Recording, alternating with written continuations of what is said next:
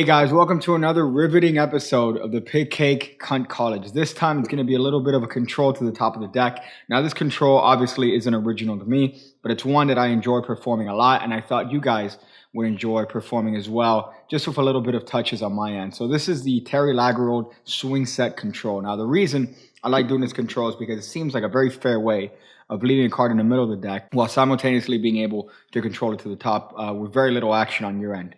So the way this control looks like, it can be done from a dribble. Spectator calls stop anytime they want, and you show them the card. In this case, it's the Joker.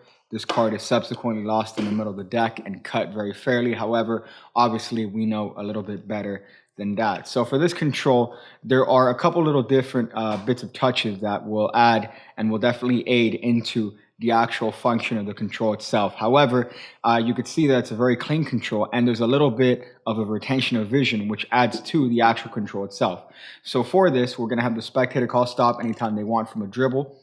We're going to side jog the card that they stop at here towards the left of the deck. So notice that there's a very significant side jog on this card, and we draw attention to the fact that they picked the 10 of clubs. Now in this case, you're going to do a couple things simultaneously.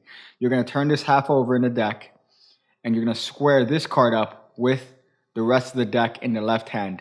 Now what's going to happen at the same time is that these fingertips are going to drag along as this half is moved towards the right. It's going to drag along that bottom card in one simultaneous action as the card is supposedly being cut in the middle of the deck. However, that card has been switched for the card next to it. So what should be happening right now is that this card is squared up as this half is dragged along towards the right. Then this card is being placed as if it's their card and cut in one smooth continuous action. Now what you get with this control is a spectator's card being lost very cleanly in the middle of the deck. However, it's controlled to the top in one smooth action. Now the part that I do enjoy the most about this particular control is the retention of vision, because there's a discrepancy obviously. If this card is being side jogged, the spectator's visual observation as to what's going on is a little bit skewed. However, because of the retention of vision, it flies by every time. So the retention is of course that this card is being side jogged towards the right of the deck. However, once this action happens, we notice that this card is still being side jogged. However, it shouldn't be that way because of the laws of physics. However, because of the visual nature of it and because of the visual discrepancy, it flies by the spectators. And you notice that the card is being able to be controlled to the top every time. So the card face up, it looks a little bit like that. So now we have the card on top of the deck, and it's ready to be done with whatever routine you want. So that is the Terry Lagerrold swing set control. Again, it's one of my favorite controls. The reason being, of course, that discrepancy of vision. Now, I don't want you to think that for this particular control, you have to know the identity of the card. This card could also be done and the face shown to the spectator, and you do the actions of the control much the same without you having to see the identity of the card yourself.